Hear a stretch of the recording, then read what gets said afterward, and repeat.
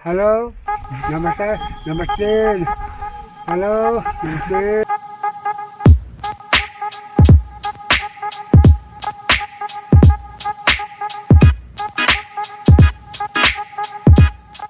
Hello, good morning. Today is May 17. We passed Lukla yesterday. We left Lukla this morning. We got to Lukla yesterday. The sounds of the yak bells and the dingle dangles of construction, the Dudkosi River, and a beautiful day today. So I'm hoping that we can do one more exercise today with Chhitiz, and I think we have 2 days of good weather. That should take us to Namche, and then maybe a few days of rest again. The cold is behind us, so it feels really nice to be out in the sun, enjoying the warmth of the sun. So I hope today the sun will be out all day, our clothes will dry, and we'll have a A1 day. back on the trail again. On the trail again.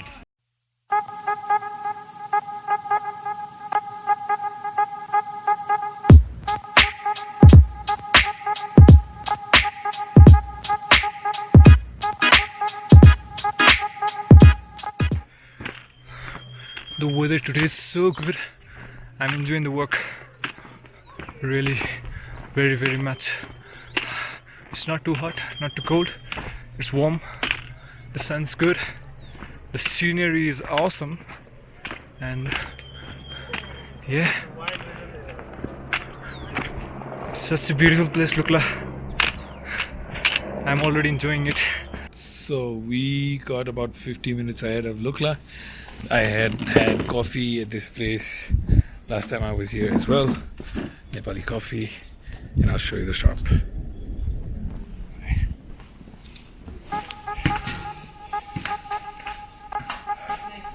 And they have a cafe roaster.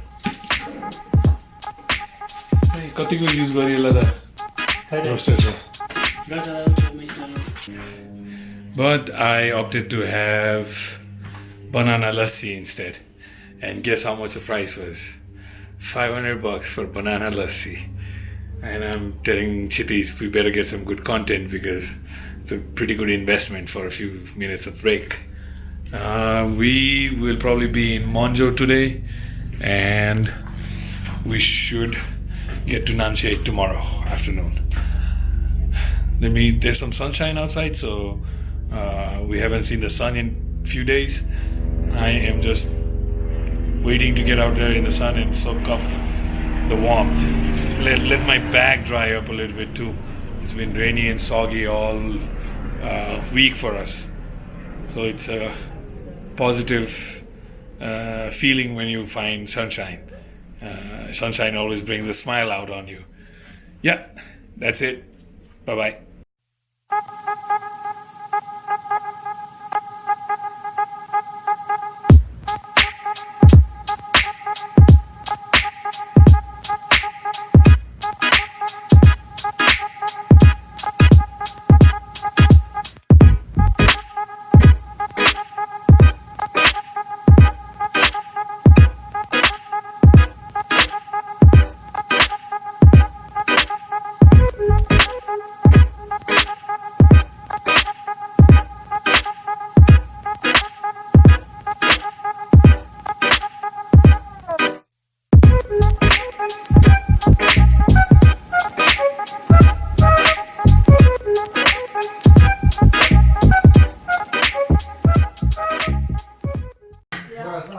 So we left Lukla at 9:15 this morning.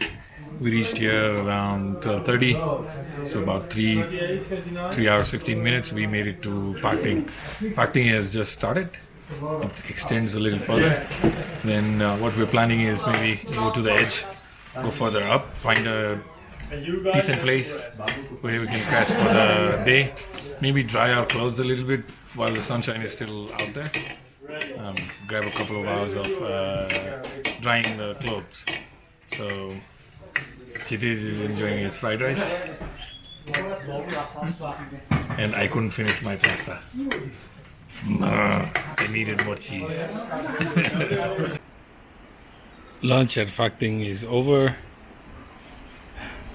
The podcast from the roof of the world is still on, and still got a couple of hours of uphill climbing to Monjo, our stop for the night, and Namche tomorrow. Namche is where I plan to take a few days off and do some work, get some work done. Maybe the story that I've been trying to write, or the message, or the content for the podcast from the top of the world is going to be revealed while I'm having a good downtime at Namche. So it would also complete a week of traveling, and it would allow us to recuperate, get some rest, get some clothes washed, looking fresh and moving forward. Off to Monjo now. This is the beautiful hotel lodge we are staying at. This is a slight walk further up from Phakding, the bridge, and you look to the right and you'll see this beautiful lodge.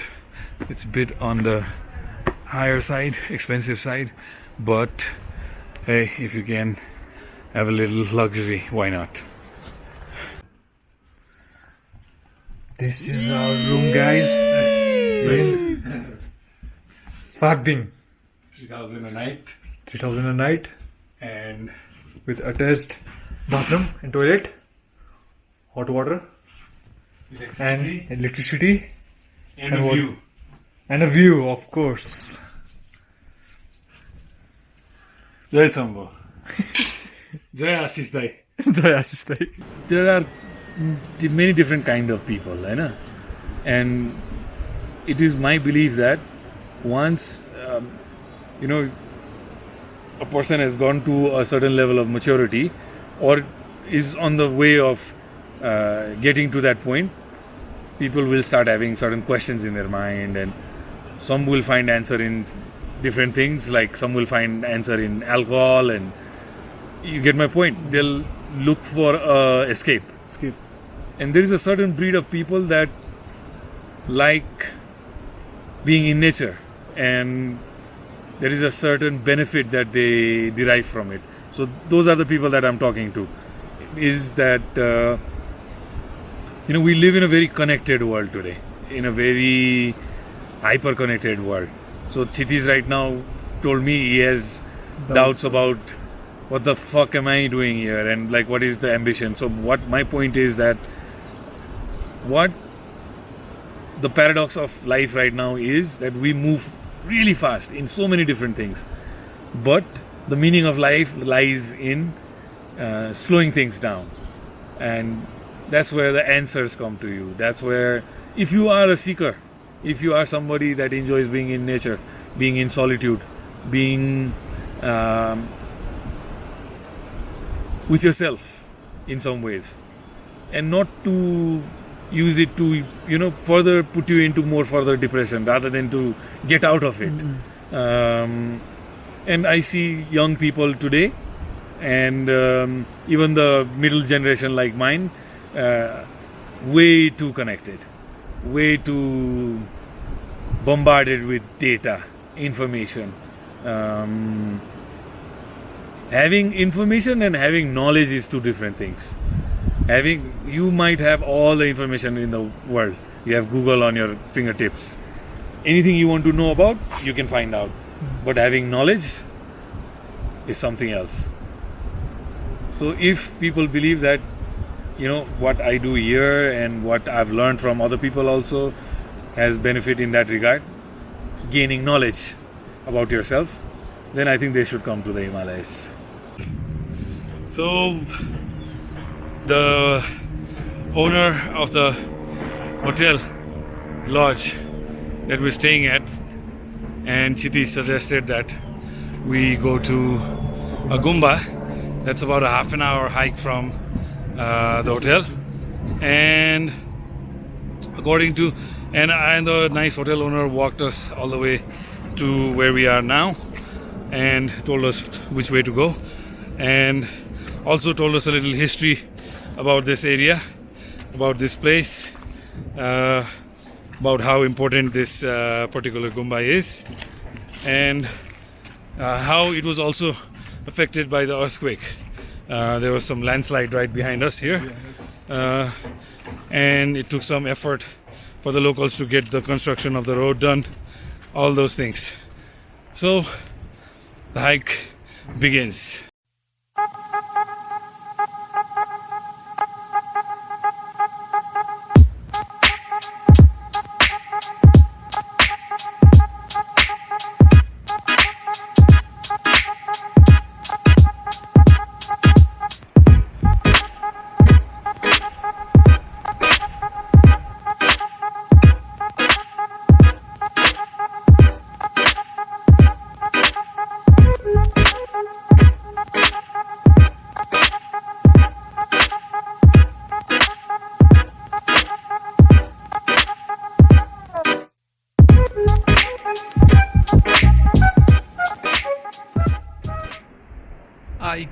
So I came all the way up to the Gumba, and it seems that the Gumba is closed right now, and some of the construction work is going on in the Gumba, so there's not much happening, no prayers, no monks here.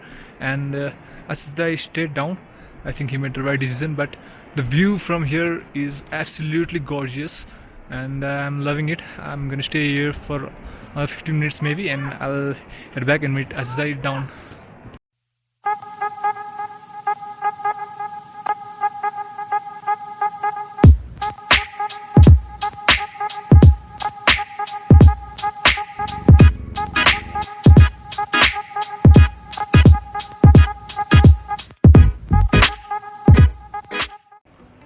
We just got back from the Gumba, and we're at our hotel room, and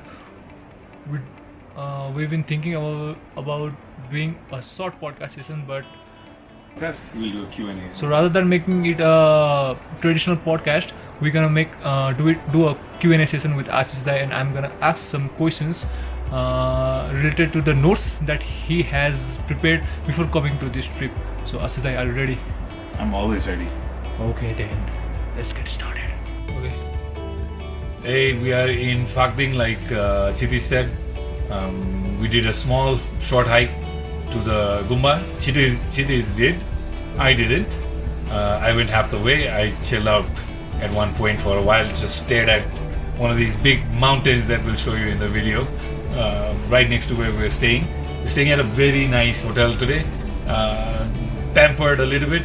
And since we have some time in between now and dinner, and we're also here not just for recreation, also for work, so Chhitiz and I decided, let's do a Q&A, let's go for it. So Aashish Dai, there's one point in your note, 88 to 74 story. What is that? My whole life I was called Mote. Mote. Mm. Okay. And even by people that were more mote than me. Moter than me. Moteer than me. And you guys know who I'm talking about, some of my closest friends. But it was more like a pet name. But it came from me, the fact being me turning chubby right around, let's say, around after SLC. I started gaining some weight. And that gaining weight process didn't kind of go down, or I never was very serious about health and diet, that sort of a thing, for a long period of time. So when I left for US, I was probably weighing maybe 70 kilos. But when I came back, I was probably 90 kilos, close to 90, hovering around 90 kilos. I say 88 because I remember the day I decided that I was going to lose that weight. And I weighed myself, I was 88 at that point. Okay. But I was around 90, 91 at some point in my life, which was, by definition now, I was a mote. Also because there was an incident where my now wife, then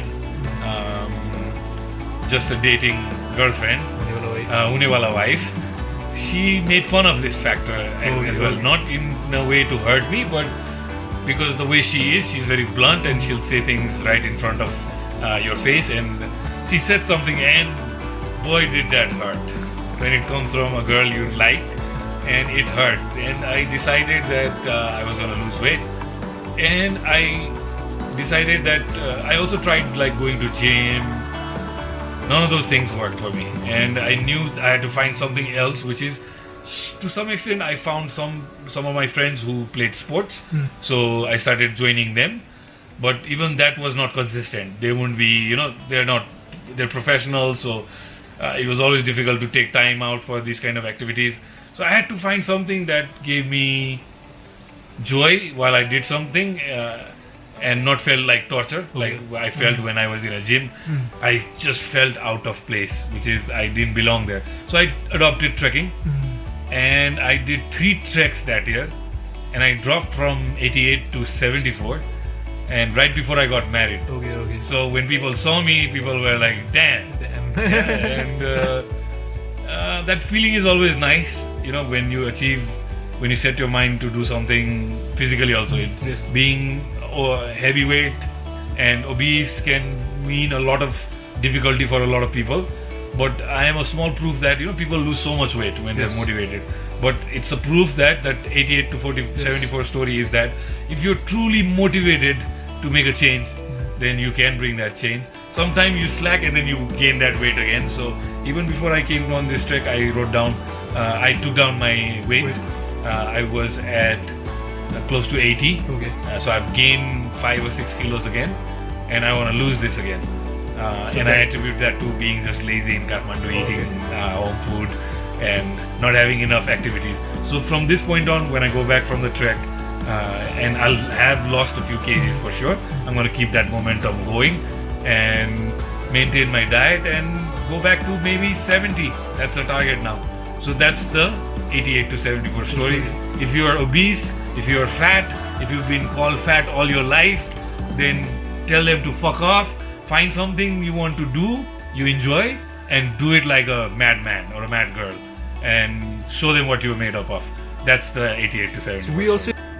We also hear some people saying that embrace yourself as you are. Like if you're thin, embrace the thinness you have, the fatness, embrace the fatness how fat you are. So what do you have to say about that? Okay.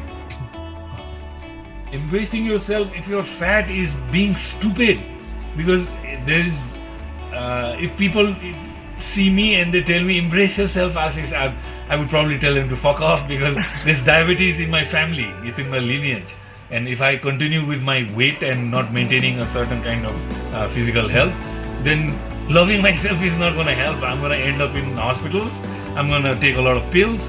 The idea of embracing yourself has to be more about the person you are from within, not externally. It is very easy for somebody that looks very beautiful to say to somebody that is butt ugly, embrace yourself. You don't know how difficult life is for that person to embrace himself or herself.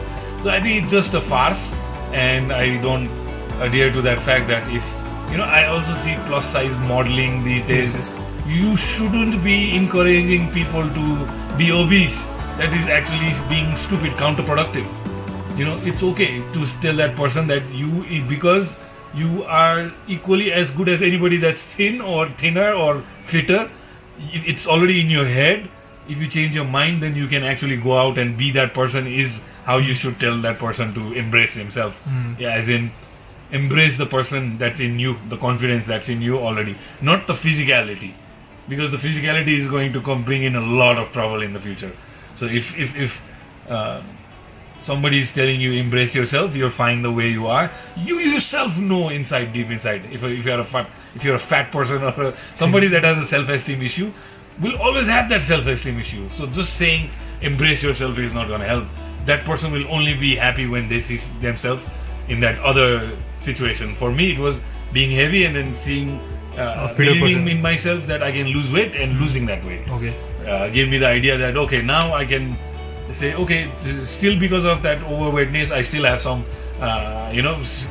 body weight issues till now, but I'm more confident in that regard, and I also know that if I put myself back on that track, then I can get back on that rail. I've done it before, so I can do it again. So don't impress yourself just because somebody else tells you. How does it make you feel? If it doesn't make you feel happy, then bloody hell, go out and change it.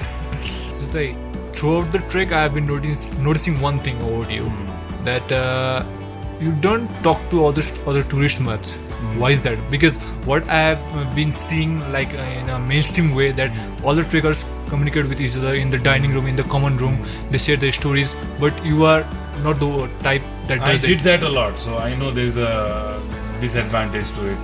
And I'm here to kind of remain within myself, and taking on other people's energy is not going to help that. And people have all kinds of energy. So if you sit down and you don't feel like, I talked to the hotel owner here because I felt a definite connection with him. If I feel a connection, it's not just about tourists. If I feel a definite connection with somebody and if I feel engaged, then I'll talk. But just to make small talk is not for me. And that I realized after doing almost 10 treks now. And I've done my share of talking and making friends during the trek. It just affects you in a different way. So I just stay away from that energy. I want to bring in another point from your note, that is loss of friends. So what does it actually mean? Have you lost a lot of friends that has changed your life drastically, or that's some kind of that regard? Loss of friends in some way, loss of love. Loss of love. I've shared this with the world that, you know, in my storyteller's story also, somebody breaking your heart also is loss of friend. But I also lost people in terms of losing them through mortality. They are no more in this earth. So a couple of people that really had a special place in my heart. Like everybody that knows me knows Kaka, Niranjan Adhikari. He was the person with me when I was growing Red Mud, just like Ritesh, Pravesh and my core team. He was one of my soldiers, and he lost his life because of leukemia. And another was the oldest member in our team, Deepak Dai. Deepak Dai also lost because of heart attack. And recently I lost Suasai. And all three of these deaths of people that have impacted my life teach me that, you know, life is very short. We're only here for a certain amount of time. So it gave me a good wake-up call as to, I'm also already 37. So, you know, there's only so much life left for me. And I have so many dreams to accomplish within that time frame. So there's no point in sitting around and thinking about it. It's just best to just go out and do it. So I think I learned something from loss of friends, and that definitely did help me look at life differently, which is, it's not infinite, it's finite, it's going to end. It's not, if it's not going to be today, then it's going to be tomorrow or day after, one of these days. So every day we wake up, then we say, thank God I'm alive, I'm breathing. You go out there, either you have a blast, you enjoy that day, or you work hard like a dog and you make something out of that day, or you just spread love, you know, kindness, happiness around you, and be happy, because life is very short. That's what I learned from that. Okay, this one's my personal question. So Ashdai, it may sound stupid, but I want to tell you that I can sense some kind of aura from people. Like if they are releasing negative energy or positive energy. Like I told you a few days ago that while walking through a forest, I could sense the trees were being alert. I don't know if you believed it or not. Yeah, there's no stupid question in my book. Okay, so why I am in this trek is because I sense a kind of positive aura from you, and through which I think I can seek something, I can learn something. Some kind of spiritual vibe coming out of you. You are not the super duper Baba kind of spiritual person, but you have some kind of spirituality in you, and I am also a very believer in spirituality. So what I want to ask is, so how does one tap into such kind of spiritual pedestal, not the ultimate Baba kind of pedestal, but in a mindset that one can see life in a different perspective. Like you said that life is finite, not infinite. How do you adapt to that and be happy knowing that it's gonna end, but still I'm gonna work my ass off? Why? Yeah, but see, why are we on top of the food chain or as humans? Because apart from all the animals that God the Almighty has created, we're the only one with Vivek, Yes. with Chetana, Yes. Chet. All living things have prana, but Chet only human beings and certain animals have. So the degree of Chet also matters, Yes. and we have the ability to increase or grow in our Chetana. Yep. And what you said about the positive aura, I don't consider stupid at all. I've heard that from other people as well, not just younger than me, older than me also have told me. I don't take that as something like you said as well. Is for me, spirituality is very individual, very very individual. That's why I don't like to come and preach like a school of thought Yes. onto you. You like preaching, if your path to spirituality is by reading books of Osho, go for it. If it is through reading Paulo Coelho's books, go for it. If it is Tony Robbins, go for it. If it is Robin Sharma, go for it. If it is Dalai Lama, go for it. Go for it. Whoever, Sri Ravi Shankar, whoever pleases your heart and like good. What is that aura that you talked about? People have talked about the fact that just being present in, just being in the presence of your guru can teach you. So what you're saying is, how can I learn that from you or tap into that? I just said be, just be aware, and be aware of those small nuances, because that's a sign that you are already receptive towards those kind of things. Somebody else might sit here and completely not even feel that from me, but if you do, you're not the first person to tell me, and many others have now asked me to go out there and spread it. So I've made a promise to myself also, and this whole video and this whole trek is about this, is that I want to help others, because I was a very disturbed, troubled, lost young man, and I somehow found my way by bouncing off things and meeting these very important people in my life that kind of gave me those balance, advice, spiritual advice, whatever. But what I feel now is that I can see the youth in Nepal is so big. If they're not connected to their spiritual side, then they'll only, like you said, learn to work hard, like a dog, like a rat, like a donkey, like the donkeys we saw on this trail, back and forth. They have no chit. All they do is they carry that load for some guy, and they get their little pouch of makai in the evening and some cold water, and that's how life becomes. So what I'm trying to give through Mero Paisa is the fact that I'm not saying listen to me, I'm not saying listen to any specific person. What I'm saying is start seeking and start discovering this energy, start asking questions, start going into nature where there is so much abundance of silence that those things will come to you just by being in presence of things. Like I've also mentioned, just walking this trail, we went to a Gumba today. Yes. A lot of very spiritual and divine people have walked these trails. Just like when I was walking, I was just thinking somebody much holier than me, and more spiritual and more enlightened and more aware must have walked these trails. Yes. Just walking those trails might give me something if I'm receptive. Yes. So that's the Exactly. thing. That's the thing. Like the whole point of this trek is about training me in terms of spirituality, leadership, and personal growth. So why can't you train me or any youth from Nepal or anywhere else in the world in our studio back in Kathmandu? Why are we here in Everest region in the nature? Okay. I mean, it's possible. We can.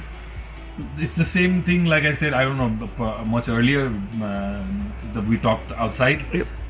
I talk about information and knowledge. Information I can give to people about small tips and tricks and small things that it's worked for me in some ways. there are so many books, so many content out there. People can get that from anybody.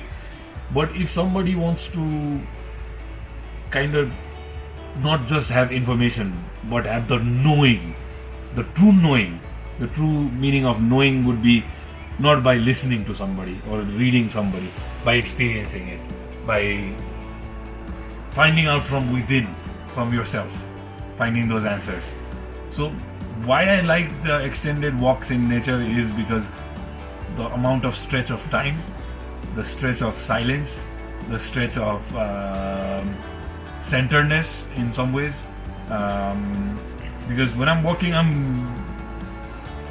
every step I take, I'm like, when I step onto that rock, I'm watching it, not just blindly just going, it's just, I'm at a much higher level of that receptiveness. Because in the same context, you may say in our Ved, Purans and these old texts, why did these Rishi Munis go into the Himalayas and the mountains? Because there's something about this place. And to tell you, I will only be informing you right now. You can only know that when you're in the presence of these when you experience my mountains. experiences. Yeah. You can look just like you have. Yes. You've watched Chhitiz has watched all the videos when it comes to travel and trekking. And I was quite surprised. A lot of people before they start traveling, they don't know much, but he's looked at a lot of videos. So you are only informed in that. Yes. You have information about where this is. So when you say Ahmadablam, then it's in my mind. And Yep. when I say Ahmadablam, I can raise Ahmadablam in front of me, right in front of me, Yep. even when I'm not in presence. Because at least once I've been in its presence, You have experienced it. I've experienced it, so I can relive it. Knowing is different than being informed. And Is this how wisdom yeah, is? Information and wisdom are two different things. It is. Yes. So is this what being a wise person means? It is true. What Chhitiz said is, I think today's generation and most of the people today in today's world, we're very well informed. We are very aware of what happens in USA and the whole global context. We can have it sitting right here. As soon as I get connected to the Wi-Fi in this hotel, I'm back connected to the global fuckery. So what I'm saying is that those information, do they all really matter to you? You individually, personally? If you need that information, you can always go there and seek it. But what really takes a person from a stagnant mindset to a growth mindset is when that person is in the quest of knowing more, of becoming a wiser person. How does one become wiser? By making mistakes, by experiencing, by putting our own self into situations where we normally wouldn't be, because that checks our, that puts a check and balance into our system, where if you're just rudimentary doing the same shit over and over again, there's not much challenge. For this mind that the Almighty gave us is, this mind is capable of also attaining enlightenment, they say. I don't know how that experience is, but all I know is that the practice has to start somewhere. And to get to that place, it's same like climbing mountains, is you have to start from the bottom, from like Phaplu we did. It's a slow trajectory, slow progress. And then as soon as that person starts doing these things and doesn't hesitate to make mistakes, doesn't hesitate to learn, doesn't hesitate to experience new things, then that person starts to become wiser on his own, on her own, and things that that person will learn from school books, college books, professors, lectures are references as to how they can use that into things they will discover and know in their quest for career, in quest for personal growth. But if that person is not aware about these things, you will never see, he or she will never seek these kind of things. They will dig up a bigger rabbit hole for themselves, which is they keep going into that whirlpool of, and I hear very young people being depressed. This is the reason, is because you keep digging that hole and burying yourself into it. And when it's too late sometimes to try to come out of it, and then there's no helping hand to pull you out as well. So if you're not receptive, the whole idea of this whole trek is that to spread that message that, heighten your sense of your history, your culture, your personal belonging, your family history, who you are as a person. Those things will enrich you, and those things will make you a wise person. And you could probably find a very highly educated person, PhD, and maybe even higher than that. मलाई त त्योभन्दा बेसी आउँदैन आउँदैन. So, those things, do they matter? Does that? Sometimes those people are unable to give somebody like you, very young, anything worthwhile to take away besides the lesson or that they're. Because I think the wisdom comes from experience. So I have some wisdom from the Himalayas, I think, and it affects me a certain way. That's why I choose to come to the Himalayas. There's definitely a presence of a positive energy here. There's a lot of this is the playground of the wildest dreams, like Tenzing and Edmund, and the ones that couldn't make it even before that, the British climbers. So many that have perished on the way, trying to, seek this crazy dream of theirs. And even ours right now is the highest podcast from the world. Ours is a modest one, but it's crazy enough for us. So set those ambitions and make these journeys worthwhile. And it's just a treat to the eye just to look at nature. At least for me. That's why. Long answer. ठीक छ.